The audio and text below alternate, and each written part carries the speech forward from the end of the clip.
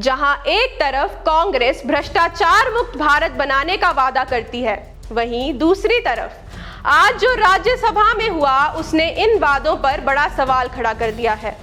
क्या भारतीय जनता पार्टी की सरकार को भ्रष्टाचारी करार करने वाली विपक्ष खुद भरी हुई है भ्रष्ट नेताओं से? नमस्कार, मैं हूं सुनिधि शर्मा और आप देख रहे हैं Inox news.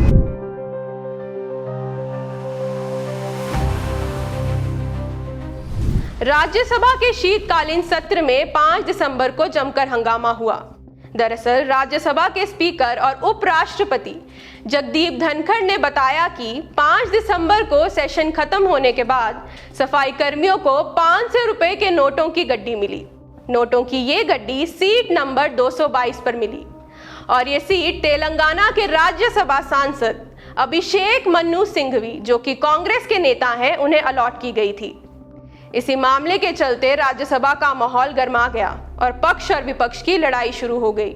I hereby inform that during the routine anti-sabotage check of the chamber after the adjournment of the House yesterday,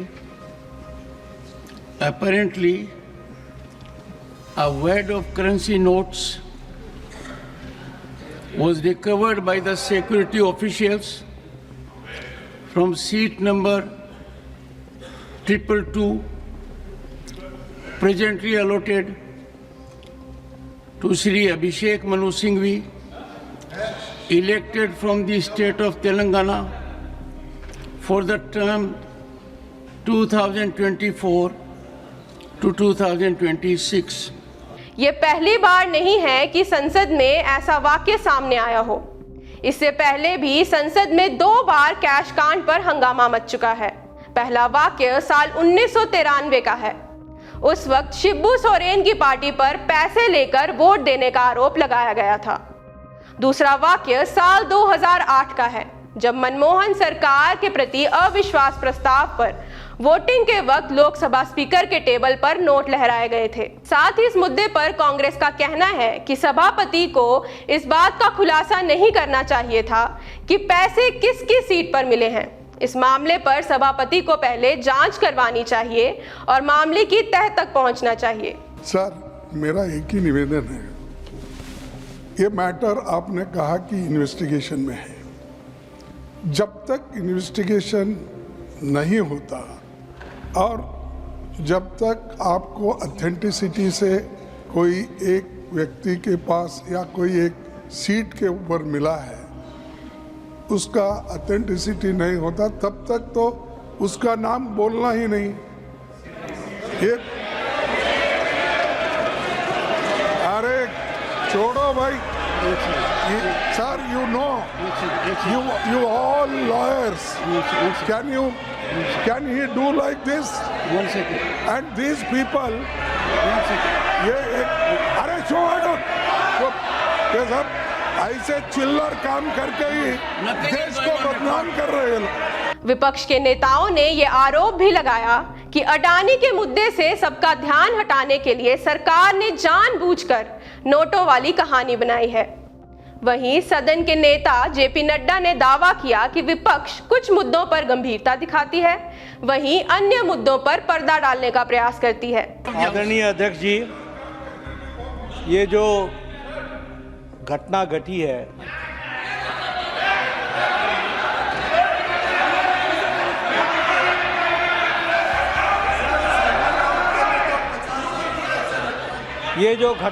है, ये घटना बहुत ही असाधारण घटना है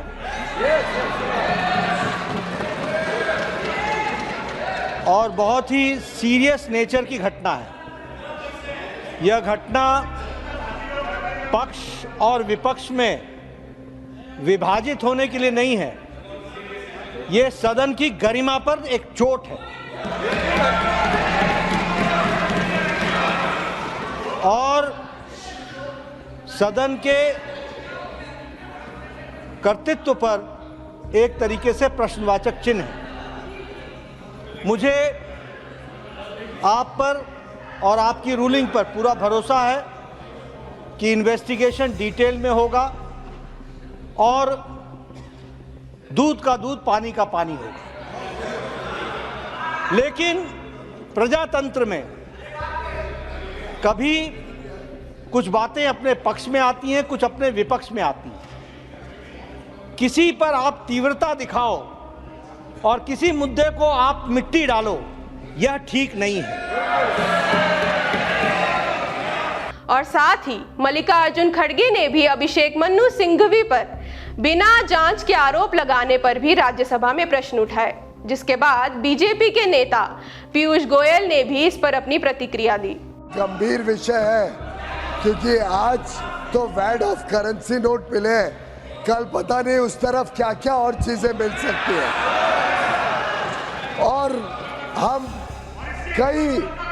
कई सेशन के ऊपर सेशन पे देखते जा रहे हैं कैसे फेक नैरेटिव और फेक न्यूज और फेक आरोप के ऊपर विपक्ष के नेता, सदन के विपक्ष के नेता और इनके सभी ये अनैतिक गठबंधन के नेताओं ने बार बार ना सदन को चलने दिया, देश में लोगों को गुमराह करने की कोशिश की और विदेशी ताकतों के ऊपर ये अपने पूरे नैरेटिव को बनाते, विदेशी रिपोर्टों के ऊपर ये बार बार सदन की गतिविधियों को खराब करते हैं, चलने नहीं देते। जहां एक तरफ कैश कांड ने सदन में गर्म माहौल बना दिया है, वहीं दूसरी ओर ये हमारे सिस्टम की पारदर्शिता और ईमानदारी पर बड़ा सवाल खड़ा करता है।